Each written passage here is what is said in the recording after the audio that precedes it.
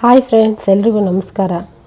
ರಾಜ್ಯ ಸರ್ಕಾರ ಬೆಂಗಳೂರಿನ ಉತ್ತರಹಳ್ಳಿ ರಸ್ತೆಯಲ್ಲಿರುವ ಅಭಿಮಾನ್ ಸ್ಟುಡಿಯೋ ಜಾಗವನ್ನು ಸಂಪೂರ್ಣವಾಗಿ ಮುತ್ತುಗೋಲು ಹಾಕಿಕೊಂಡಿದೆ. ಇದೇ ಜಾಗದಲ್ಲಿ ನಟ ವಿಷ್ಣುವರ್ಧನ್ ಸಮಾಧಿ ಸ್ಥಳ ಕೂಡ ಇದೆ.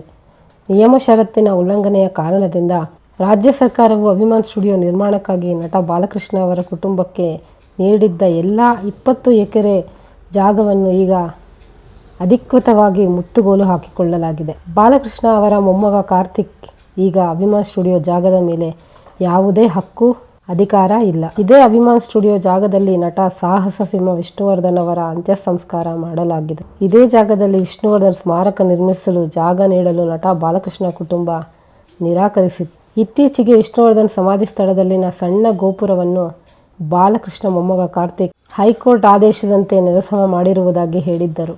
ಇದು ಸಾಹಸ ಸಿಂಹ ವಿಷ್ಣುವರ್ಧನ್ ಅಭಿಮಾನಿಗಳ ಆಕ್ರೋಶಕ್ಕೆ ಕಾರಣವಾಗಿತ್ತು. ಆದರೆ ಈಗ ಅಭಿಮಾನ್ ಸ್ಟುಡಿಯೋ ಜಾಗವನ್ನು ಅರಣ್ಯ ಭೂಮಿ ಎಂದು ಬೆಂಗಳೂರು ನಗರ ಜಿಲ್ಲಾಧಿಕಾರಿ ಅಧಿಕೃತ ಆದೇಶ ಹೊರಡಿಸಿದ್ದಾರೆ. ಎಲ್ಲ 20 ಎಕರೆ ಜಾಗವನ್ನು ಅರಣ್ಯ ಭೂಮಿ ಎಂದು ರಾಜ್ಯ ಸರ್ಕಾರ ತನ್ನ ವಶಕ್ಕೆ ಪಡೆದಿದೆ. ನಟ ಬಾಲಕೃಷ್ಣ ಅವರು ರಾಜ್ಯ ಸರ್ಕಾರದಿಂದ 20 ಎಕರೆ ಭೂಮಿಯನ್ನು 20 ವರ್ಷಗಳಲ್ಲಿ ಲೀಸ್ಗೆ ಪಡೆದಿದ್ದರು. ನಂತರ ಅದನ್ನು ಕಂದಾಯ ಇಲಾಖೆಯ ಸ್ಟುಡಿಯೋ ನಿರ್ಮಾಣಕ್ಕಾಗಿ ಬಾಲಕೃಷ್ಣ ಅವರಿಗೆ ನೀಡಲಾಗಿತ್ತು.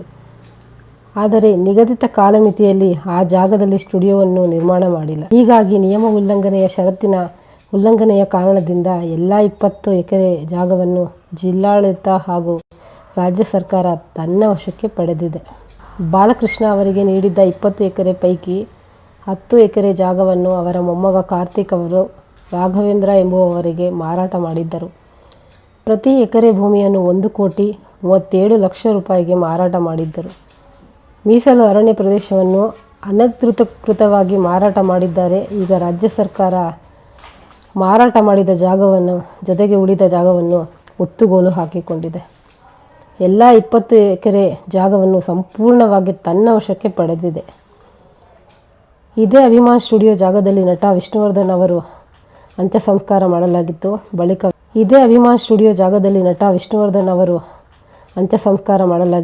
ಬಳಿಕ ವಿಷ್ಣುವರ್ಧನ್ ಸ್ಮಾರಕ ನಿರ್ಮಾಣ ಮಾಡಲು ನಟ ಬಾಲಕೃಷ್ಣ ಕುಟುಂಬ ನಿರಾಕರಿಸಿತ್ತು.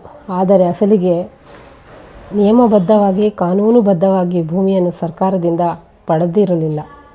ಸರ್ಕಾರ ಲೀಸ್ಗೆ ನೀಡಿದ ಷರತ್ತುಗಳನ್ನು ನಟ ಬಾಲಕೃಷ್ಣ ಕುಟುಂಬ ಪಾಲಿಸುತ್ತಿರಲಿಲ್ಲ. ನಟ ಬಾಲಕೃಷ್ಣ ಮೊಮ್ಮಗ ಕಾರ್ತಿಕ್ಗೆ ಜಮೀನು ಮಾರಾಟದ ಹಕ್ಕೇ ಇರಲಿಲ್ಲ. ಆದರೂ ಮಾರಾಟ ಮಾಡಿದ್ದಾರೆ. ಈಗ ಕಾರ್ತಿಕ್ರಿಂದ ಜಮೀನನ್ನು ಖರೀದಿಸಿದವರು ಇಂಗು ತಿಂದ ಮಂಗನಂತೆ ಆಗುವ ಸ್ಥಿತಿಯಲ್ಲಿದ್ದಾರೆ. ರಾಜ್ಯ ಸರ್ಕಾರದ ಈ ನಿರ್ಧಾರ ಹಾಗೂ ಕ್ರಮವನ್ನು ಪ್ರಶ್ನಿಸಿ ನಟ ಬಾಲಕೃಷ್ಣ ಮೊಮ್ಮಗ ಕಾರ್ತಿಕ್ ಕೋರ್ಟ್ ಮೆಟ್ಟಿಲೇರಬಹುದು. ಆದರೆ ರಾಜ್ಯ ಸರ್ಕಾರ ಕೋರ್ಟಿನಲ್ಲಿ ತನ್ನ ತೀರ್ಮಾನವನ್ನು ಸಮರ್ಥಿಸಿಕೊಳ್ಳಲಾಗಿದೆ. ಹೈಕೋರ್ಟ್ಗೆ ರಾಜ್ಯ ಸರ್ಕಾರವು ಬಾಲಕೃಷ್ಣ ಕುಟುಂಬವು ನಿಯಮ ಹಾಗೂ ಷರತ್ತುಗಳನ್ನು ಉಲ್ಲಂಘಿಸಿ ಜಾಗವನ್ನು ಮಾರಾಟ ಮಾಡಿದೆ. ಜೊತೆಗೆ ಷರತ್ತು ಹಾಗೂ ನಿಯಮದಂತೆ ಜಾಗದಲ್ಲಿ ಸ್ಟುಡಿಯೋ ನಿರ್ಮಾಣ ಮಾಡಿಲ್ಲ. ಲೀಸ್ಗೆ ಪಡೆದಿದ್ದ 20 ವರ್ಷದ ಅವಧಿಯೂ ಮುಗಿದಿದೆ. ಬಳಿಕ ಸ್ಟುಡಿಯೋ ನಿರ್ಮಾಣ ಮಾಡಿಲ್ಲ. ವಿವಾದಿತ ಜಾಗವು ಅರಣ್ಯ ಭೂಮಿ ಎಂದು ಮನವರಿಕೆ ಮಾಡಿಕೊಡಬಹುದು.